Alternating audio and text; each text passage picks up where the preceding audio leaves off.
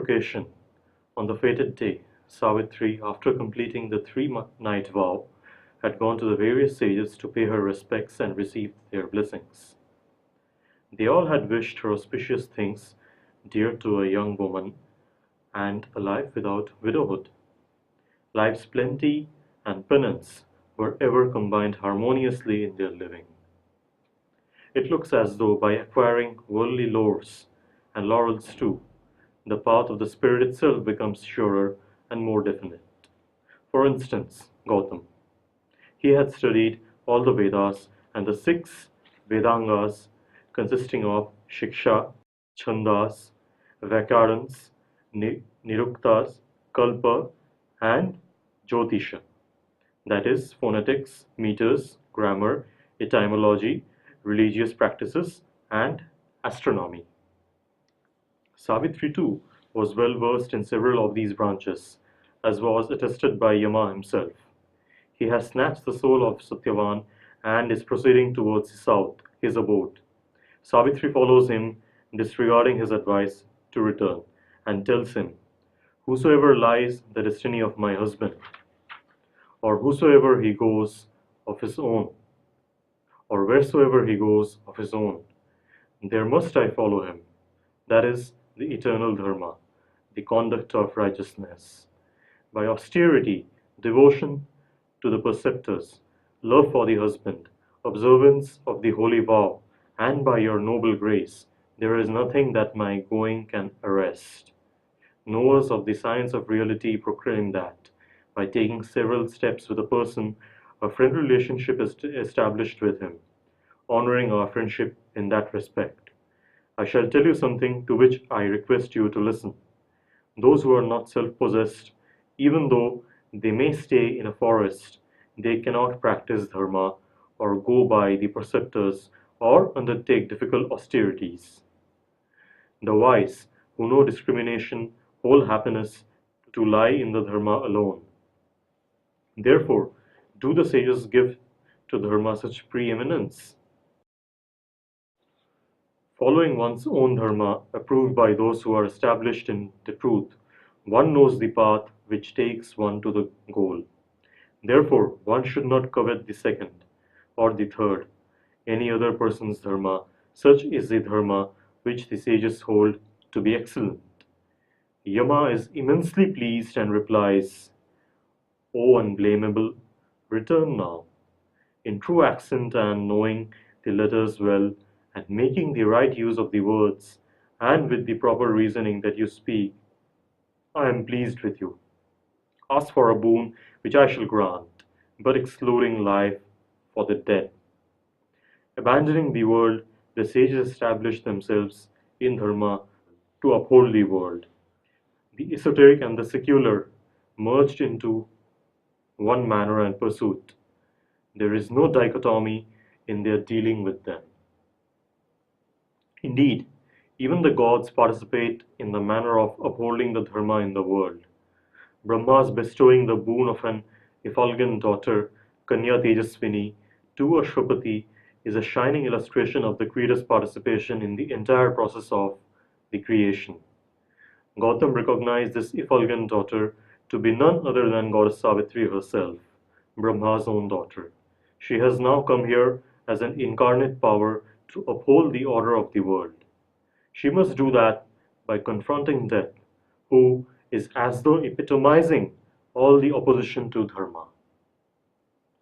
Satyavan's death is not an ordinary mortal's death. Yama himself has come to seize his soul and to take it away along with him. When Savitri asks him why did he not send his subordinates for this purpose, he replies to her, "As he is conjoined in the dharma and has beautiful features and is an ocean of noble qualities, it is not propitious that he be taken by my ministers. For this reason, I have come myself in person." Satyavan's sanctioned life is over and he must now be taken away. But none dare touch that nobility except the Lord of Dharma himself.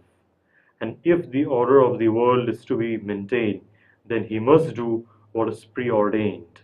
Yama is simply following the law, obtaining in the mortal creation. However, Savitri cannot accept this law. Satyavan has not fulfilled his life's dharma yet, and Yama cannot sever his life's cord. There is thus a direct confrontation between the two. But behind the figure of death, Savitri sees a larger divinity operating in the cosmic workings, and it is to this divinity that she addresses her prayers and solicitation. No doubt, there is presently an awful need for life to grow through the process of death. But at some stage, a moment has to come when this should not be necessary. Death is a habit and is not indispensable. She therefore appeals to that divinity that, for the higher fulfillment of the dharma, the full run of Satyavan's life must be allowed. Yama should not terminate it. He should not force the soul to leave the body with the work only half done, left incomplete.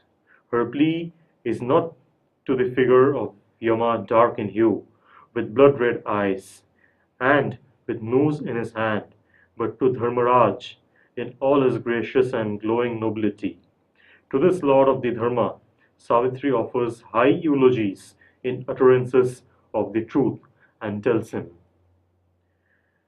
"You are the mighty son of Vivaswan, and that is why the learned call you Vaivaswat. To all the creatures you are fair, and you uphold the Dharma. For that reason you are, O Lord, also known as Dharmaraj. More than himself does a man put his trust in the sages, and so everyone gives more of his love in particular to them. Only with a good heart can the living beings find trust in one another, and hence the sages are particularly trusted by everybody. Holy people ever abide in the Dharma, and do not the sages despair, not are they afflicted any time. Such a company or fellowship of the pious with the saints is never without rewards or fruits. Never is for them any fear from the saints. By the truth, the saints lead the sun. By ascesis, the saints uphold the earth. The past, present, and future find their refuge in the saints. Noble persons in the midst of the saints have never any grief. Those endowed with nobility, honor, and serve the dharmic practices of the eternal value. In that they strive for the supreme good of one another, and at each other do not look otherwise. Benedictions of the persons established in the truth go never unfulfilled. Neither in them is the ill of selfishness, nor is there the wounded sense of lost pride, and because such three qualities are never present in the saints, they are held as the protectors of the world. Yama, pleased as he was with these truth utterances, salutary for the welfare of the world, grants her a boon. O devoted and chaste lady, the more in well adorned verses, full of great significance and agreeable to perception, you speak of the noble things conformable to the Dharma, the more does my excellent devotion for you increase. Therefore, choose yet another but an appropriate boon for me. Savitri had already received from Yama a boon for 100 sons, noble and heroic indeed, well born, extending the glory of their house. But she wanted these sons to be born out of her union with Satyavan. Therefore, she reasserts, O destroyer of pride, this boon which you have granted me is of a different kind than the earlier ones, and it cannot be fulfilled without proper matrimony. That is why, again, I ask you for the life of Satyavan, without whom, as a husband, I am as good as dead. If I am to get such pleasure without my husband, I will abstain from it. Even if heaven were offered to me, I would not enter it without my husband. I am not anxious to possess wealth or fortune if it is without my husband. Actually, I do not wish even to exist without my husband. You have given me the boon of 100 sons, and yet you yourself are taking my husband away. For that reason, I again ask the boon of life for Satyavan, by which your words shall come true. Yama, The Dharmaraj, genuinely impressed with these words of Savitri, releases the noose from around the soul of Satyavan and, delighted, speaks to her. O gracious lady, here I free your husband. O daughter, doing honor to the house, by your words possessed with the merit of the Dharma. O saintly woman, you have fully gladdened me. Take him now, of sound health, and fit to return, to accomplish your desire which shall come true soon. He shall have a life of 400 years to live with you, also by performing the holy yajnas of fire sacrifice and by the conduct of the dharma, he shall be renowned in the world. Satyavan comes back with a new life. God has fulfilled himself in creation by the power of words carrying the merit of the dharma, utterances in the nature of the mantra that can actualize what is spoken. Savitri has won him to accomplish her desire in the world. The holy yajna is kindled again, and a new fire leaps to the skies. And in that new fire of yajna, earth's plenitudes grow, like richly shining abundances of heaven itself. Savitri saw in Yama a great god who could fulfill her desire, and it was the desire of the daughter of Brahma himself. She, the one who had come to earth to help her grow in the completeness of the Dharma. Mighty powers seemed to have converged towards the accomplishment of the single goal. Satyavan's death and resurrection appeared to be charged with tremendous occult significances. No wonder Narad had visited Ashwapati's carrying the world of fate. No wonder Narad had visited Ashwapati carrying the word of fate to steal the will of Savitri. Yama, as the son of Vivaswan, and Yama, as the son of Vivaswan, is the ordainer who governs the world by the law of the truth light, by divine illumination. The sun god Vivaswan, in his various aspects, is the forest, is the fosterer, the seer, the ordainer, the illumining sun, the power of the father of creatures. His realm is described as the truth, the law, the vast. He is the fosterer of he is the fosterer or increaser, for he enlarges and opens man's dark and limited being into a luminous and infinite consciousness. He is the soul seer, seer of oneness, and knower of the self, and leads him to the highest side. He is Yama, controller or ordainer, for he governs man's actions and manifested being by the direct law of the truth, Satya Dharma, and therefore by the right principle of our nature, Yatha Tathyata, a luminous power proceeding from the Father of all existence. He reveals in himself the divine Purush of whom all beings are the manifestations. Savitri's eulogies and solicitations were essentially to this noble Yama, who is the upholder of the Satya Dharma. The new life for Satyavan that she has claimed back from him comes, therefore, charged with the very luminous breath of this Dharma of the truth. She has established something new in the process on this earth. That something new was her heart's desire fulfilled by the blessings of Yama. She was always driven from within towards this. Hence, Vyasa's Savitri tale, in its essential message, speaks to us about the path of righteousness, the path which, while it unfolds itself, becomes at the same time its own goal, its own destiny. It had been laid out from high above, and like a river, while running its course here, becomes its own sea. The two are one in supreme Dharma. The gods protect the path and keep it safe from treading, and the sages upbear it like truth's sun to live in its light, and the incarnate power brings to its glories newer dimensions of manifestations.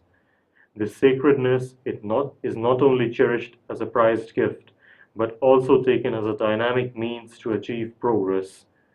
In it is the plenty of happiness and all the richness of truth living grow in it as does the harvest with rain and sunshine. Vyasa sings the lords of the path.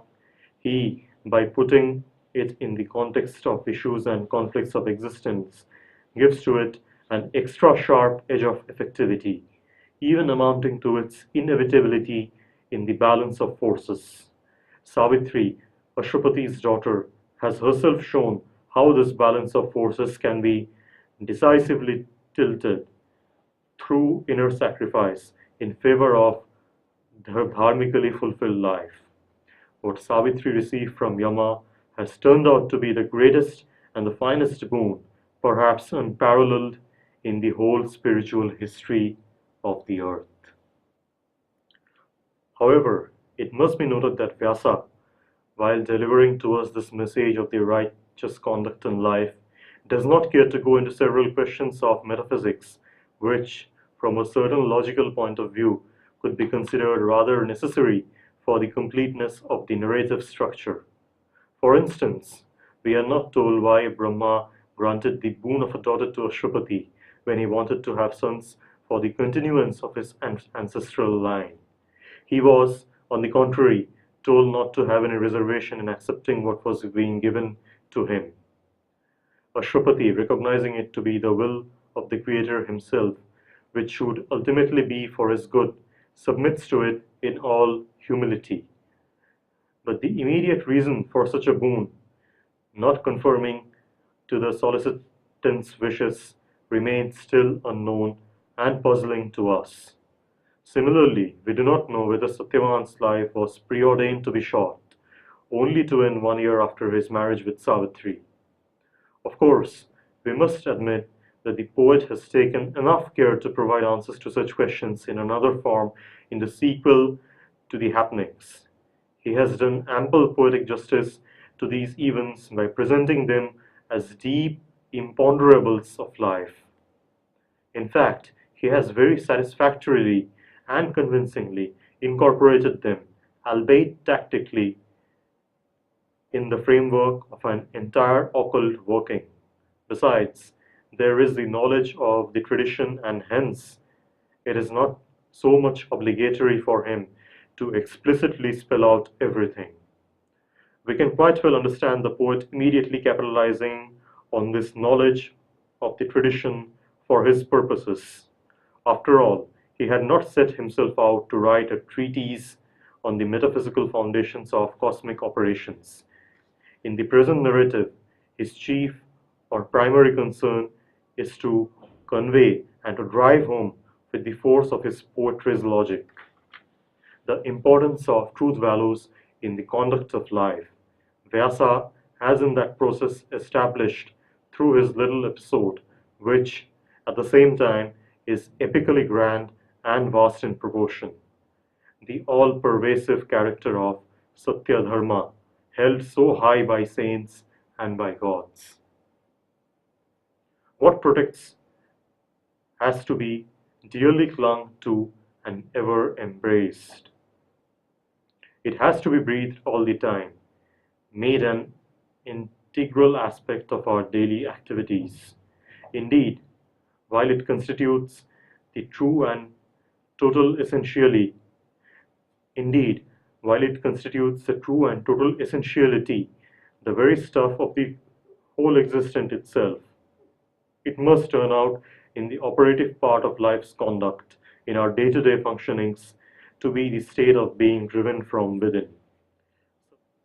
Satya Dharma in the world is precisely this state, and it is in that the poet seer wants us to live. He wants us to base our life's actions upon it. Yudhishthir is thus enjoined by Markandeya to enter into the state of being driven from within and thus fulfill the Satya Dharma on the earth. The Rishi then assures him that not only will all his calamities disappear from within, but he shall also discover that this path is truly the path of salvation. The pressure of the narrative therefore brings with a tremendous persuasiveness the efficacy of the Satya Dharma in the transactions of life. At the behest of Brahma Savitri, to accomplish his purpose in the creation, takes birth as Ashwapati's daughter. The Father Creator has missioned her with the task of re-establishing Dharma in the face of death. It is perhaps out of it that a new order shall emerge. The world has until now been running the same course under the stars, and this must change into the illumination of the everlasting day. Only when the past, its force spent, is eliminated from the path and the karmic load ultimately symbolized by death removed, can the higher law, born of the supreme wisdom, be founded here. Ashwapati's tapasya, seen in this context, turns out to be an invocation to this divine power, the world force, in the figure of Savitri, who should descend and bring about the miracle of transformation. And who else could have been more fit to father such a flaming daughter, such as Kanya Tejaswini, than Ashwapati himself? It looks as though the opportune moment, the auspicious muhurt, has arrived, and issues and events must now be precipitated towards the commissioning of the new order. For this to happen, the world force must agree to descend, and there must be the sanction of the Supreme. The sanction has come in response to the invocation from the earth. This invocation was necessary, and Ashwapati's long and arduous sadhana of 18 years carried in it the cry of mortal creature himself. Now the process must be set in motion. Savitri is born. She meets Yama, walks with him 7 steps, and thereby establishes a friend relationship with him. Ask back the soul of Satyavan that they may together work out the Creator's will here. The upholder of the law is made to break the well-founded law.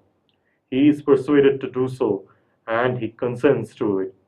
Satyavan, sound of health, returns with a life of 400 years, symbolizing perfection, to perform the holy rites of fire sacrifice.